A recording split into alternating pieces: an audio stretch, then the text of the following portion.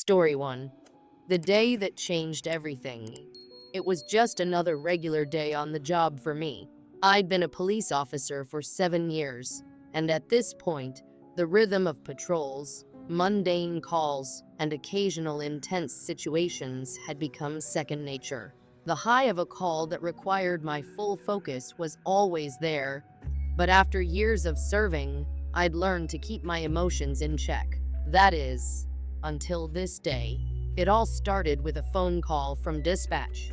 The sun was blistering down, the sweltering summer heat was suffocating, and the streets were teeming with people trying to make the most of the rare sunny day. Mike, my partner, and I were in the cruiser, joking around about a case we'd solved the previous week when the call came in. A domestic disturbance at a local apartment complex. It wasn't an uncommon call, but something in the dispatcher's voice set my nerves on edge. Could it be? I asked Mike, already knowing the answer. Domestic disturbances never end well, especially in places where emotions were high and tempers were short. We arrived at the complex in minutes, and the building manager quickly let us inside. The hallway reeked of stale beer, cigarette smoke, and the faint scent of something unidentifiable. As we made our way up the stairs, I could hear muffled shouting coming from one of the apartments. My heart began to race. Mike shot me a look. "You feeling it too?" I nodded. "Something doesn't feel right." We reached the door and knocked. Silence fell over the apartment. Then, after what felt like an eternity, the door creaked open. A man stood there, looking disheveled, bloodshot eyes betraying the effects of his drinking. His face was bruised, his hands trembling. "You're gonna let us in, buddy?" Mike asked, his tone casual but firm. The man didn't speak, but looked behind him nervously, as if deciding whether to comply. His gaze flickered towards the apartment, then back at us. I don't think you should be coming in," he stammered. The hairs on the back of my neck stood on end. Something wasn't adding up. I could feel the unease settle deep in my gut. Mike pressed. "We just need to check on everyone inside." I could see the man's expression harden, and his body stiffened. Without warning, his mood shifted, his defensiveness turning into hostility. His voice rose, insults tumbling out, and then, just as quickly, his aggression escalated. He was no longer just standing in the doorway, he was blocking us. "Let's just take him outside," Mike said, trying to defuse the tension. But the man wasn't having it. Before we knew it, he was yelling, shoving, and a struggle broke out. We managed to get him in handcuffs. My breath was short, the adrenaline rushing through my veins. I had this sinking feeling that the real danger wasn't over. We couldn't just leave it like this. Something about this apartment wasn't right.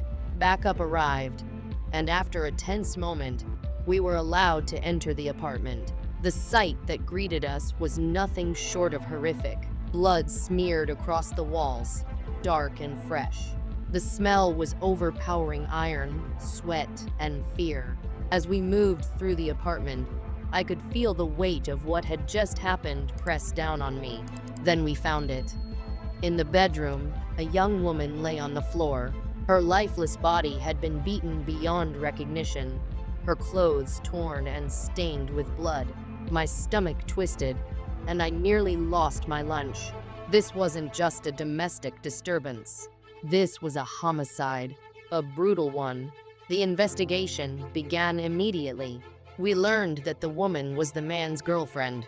For years, they had been in an abusive relationship, and yet she had been too scared to leave, too afraid to seek help, even after all the calls we had made to their apartment over the years. The crushing weight of this realization hit me hard. I had seen countless cases of domestic violence, but this one was different. I felt like I had failed her. We had failed her. As we worked through the investigation and pieced together the events leading to her death, I couldn't help but think of all the times we had responded to these calls. How many more could we have saved? How many more lives were trapped in situations like this one? The next painful task was breaking the news to her family. Their grief was palpable, and I felt like I had let them down too. I could see it in their eyes. They looked to us for protection, for safety, and we had failed them. Being a cop isn't easy.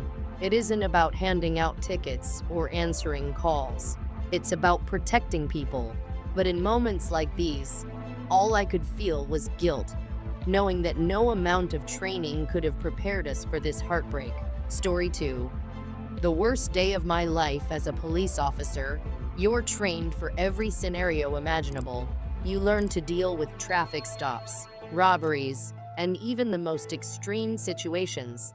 But there's no real way to prepare yourself for the unimaginable when your worst fears are thrust upon you, and you're forced to face a nightmare you never thought would happen. It was a chilly fall morning when Jake, my partner, and I started our shift. The kind of morning where the air bites at your face and your breath fogs in front of you. We were just two regular officers heading into another day, each of us holding a steaming cup of coffee in hand, the warm liquid soothing against the crispness of the air. We'd been working together for almost a decade, and there wasn't a single situation we couldn't handle.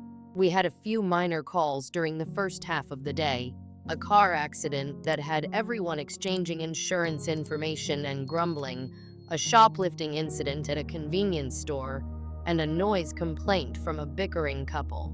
Standard stuff for a Tuesday morning. By noon, our stomachs were growling, and it was time for lunch. We usually didn't have much time to sit down, but we'd try to grab a quick bite, sitting in the car and sharing stories to keep the mood light. But that lunch break, it was never supposed to happen the way it did. We got the call. There had been a shooting at a local high school. My stomach dropped as the dispatcher's voice crackled through the radio. Panic spread through the air, and we were on our way in seconds, sirens blaring, heart rates pounding. As we arrived at the school, the chaos was overwhelming. Students were running out of the building, many of them bleeding, some covered in blood from head to toe. Some were crying, others were simply in shock. We rushed towards the school entrance, trying to make sense of the devastation unfolding before us. The building was filled with the stench of fear, and the air felt suffocating. Inside, it was a war zone. Police, paramedics, and frantic students all moving in a frantic dance. Gunshots echoed in the distance. We had to act quickly. Jake and I, instinctively, fell into our roles. I moved forward, scanning the area for any threats, while Jake checked the hallways for survivors. The gunfire rang out again. Somehow, we managed to find a group of students hiding behind a row of lockers. They were terrified, their faces pale, eyes wide. As we ushered them towards safety, I couldn't shake the feeling that we were too late. The horror had already happened. Later, we learned the shooter had been a student, a quiet, troubled teenager. No one had ever suspected of being capable of such violence. But there was no time for thoughts like that. In that moment, it didn't matter who the shooter was. What mattered was the lives that had been lost. In the aftermath of that day, I realized that nothing can prepare you for true trauma. Nothing. This wasn't a case I could put in the back of my mind. The faces of the survivors haunted me. The screams, the smell of blood in the air, every detail was seared into my memory. In a profession where you see the worst of humanity, this was the worst. And it was the worst day of my life. The events of that fateful day still haunt me, even years after it happened. It was a normal school day at Ridgewood High, just like any other, until everything changed. The sun was shining, the hallways were filled with students talking and laughing, and there was a hum of excitement in the air. But all of that came to an abrupt halt when the first shot was fired. Jake and I had been just outside the school, catching our breath from the routine morning patrol. The loud bang echoed through the air, and before we even knew it, we heard the unmistakable sound of gunfire piercing through the stillness. The screams that followed were the sound of pure panic, and we knew immediately that we had to act. The teachers were trying their best to maintain order, but the fear in their eyes was unmistakable. I had never seen so much terror in one place before, not even in the most dangerous situations I had faced on the force. Jake and I exchanged a knowing glance, our eyes filled with the same grim understanding. We needed to move fast. There was no time to waste. We had to protect the lives of the students and staff inside the school, and we couldn't afford to hesitate. We entered the building, our guns drawn, and our hearts pounding. The air was thick with tension. The halls were eerily quiet, save for the distant sound of gunfire and the high-pitched wails of terrified students. It felt like time had slowed down as we cautiously moved through the corridors, checking each classroom and hallway for the shooter. The faces we saw as we moved through the school were filled with fear. Students and teachers alike were hiding under desks, locked in closets, or crouched behind doors, hoping and praying they wouldn't be discovered. Their eyes were wide with terror, and the desperation was palpable. We did our best to reassure them, offering words of comfort, even though we were just as scared as they were. But our focus was on the task at hand, and we continued our search, knowing that every second counted. As we rounded a corner, we saw a trail of blood leading to the gymnasium. The sight made my stomach drop. We knew this was where the worst of it had happened. Steeling ourselves, we pushed through the door, only to be met with a horrific scene. The gym was a nightmare. Several students lay motionless on the floor, their bodies cold and lifeless. Their blank eyes stared up at the ceiling, unblinking, as though they were frozen in time. The air was thick with the acrid smell of gunpowder and fear. It was clear we had found the epicenter of the tragedy. We continued to search the gym, our eyes scanning every corner, every shadow, looking for any sign of movement. And then, we saw him, the shooter. He was just a kid, no older than the students he had targeted. His eyes were wide with panic, and he was shaking uncontrollably. His gun was still in his hand, but it was clear he had lost control of the situation.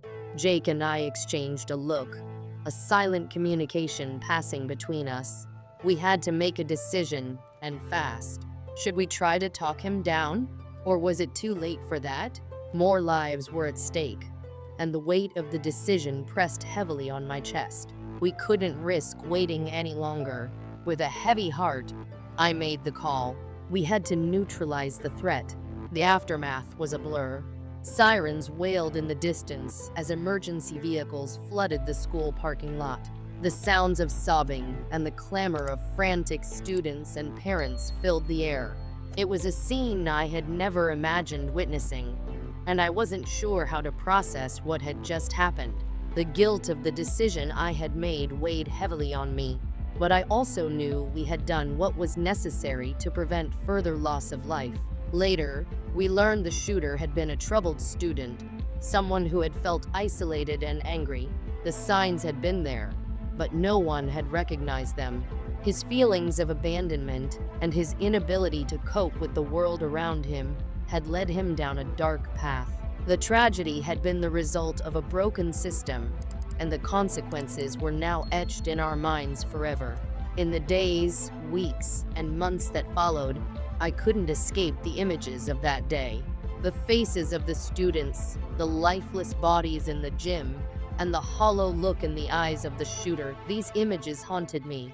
I replayed the events over and over in my mind, questioning myself. Was there something more I could have done? Was there a way to prevent it? The guilt and helplessness settled in my chest like a heavy stone, and I knew I had to find a way to heal. Story 2. There was one evening I'll never forget, an experience that will stay with me forever. My partner Ubaid and I were just finishing up our shift, looking forward to going home after a long and tiring day. The streets were calm. The sky was painted in hues of orange and pink as the sun set, and everything seemed peaceful. We were ready to call it a day and enjoy some much-needed rest. Then, the radio crackled with urgency. we received a call about a potential suicide attempt on a bridge nearby. The dispatcher's voice was trembling with urgency, and the situation felt different from any other call we had responded to before. My heart started to race as the gravity of the situation sank in. This wasn't just another routine call. Someone's life was hanging in the balance, and we had to act quickly. The peaceful evening we had been anticipating was gone, replaced by the adrenaline and pressure of the moment. We quickly changed course, our destination clear. The bridge, the streets, which had seemed so calm just moments ago, now felt like they were moving at a frantic pace. Every second mattered. We needed to get there as fast as we could, but we also needed to remain calm. Our training had prepared us for many situations, but nothing could fully prepare us for the emotions we would face in the next few minutes. When we arrived at the bridge, we saw the figure standing on the edge. Their body was tense, their posture rigid, and their face was twisted in anguish. The scene before us was surreal. Other officers had already arrived and were cordoning off the area to prevent onlookers from getting too close. There was a moment of quiet before everything else seemed to erupt into chaos. I felt my heart pound in my chest as we moved into position. We had to talk to this person. We had to find the right words to reach them, to make them realize that there was hope and a way out of the darkness they were in. I stepped forward and introduced myself, trying to convey empathy and understanding. Ubaid was right beside me, his presence a steadying force. We spoke to the individual with care, offering them the reassurance that we understood the pain they were going through. Slowly, they began to open up. The floodgates opened, and we could hear the deep pain in their voice as they spoke of heartbreak, loss, and hopelessness. It was a story we had heard many times before, but it felt different this time. This person was standing at the edge, and we had to do everything in our power to pull them back from the brink. We listened, giving them the space to share their feelings without judgment. We didn't rush them. We didn't push. We simply offered our presence, our understanding. Slowly, the tension in their body began to ease. Their grip on the railing loosened, and we could see a faint glimmer of hope in their eyes. Ubaid, ever the calm one, took a small step closer. In one swift motion, he reached out and gently grabbed their arm. There was a moment of surprise, but the individual didn't resist. Ubaid pulled them back over the railing, and we held on to them as they collapsed in our arms, tears streaming down their face. It was a mixture of relief and fear, the realization that they had been saved, but still unsure of what the future held. As we escorted the individual to a waiting ambulance, I felt a profound sense of gratitude. We had done it. We had saved a life. It wasn't just the physical act of pulling them from the edge, it was the emotional connection we had forged, the words we had said that helped bring them back from the darkness. It was a reminder of why we did this job, why we faced danger and uncertainty every day. It was about more than just enforcing the law. It was about being there for people in their darkest moments, offering them a lifeline when they needed it most. That evening, as Ubaid and I made our way home, we didn't speak much. The weight of what we had just experienced sat heavy on our minds. But in the silence, we both knew that we had made a difference. We had saved a life, and that was something that would stay with us forever. As the days went by, we received updates on the individual we had saved that night. They were in a hospital, receiving the help they needed to rebuild their life. Knowing that we had played a part in giving them a second chance was incredibly rewarding. It reinforced our commitment to our work, our dedication to the community, and the importance of the human connection we offered in times of crisis.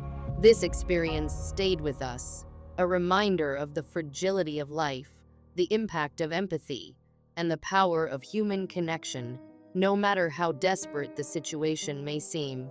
And every time we heard a siren or saw someone in distress, We remembered that night on the bridge, the night we saved a life, and the night that reminded us why we do what we do.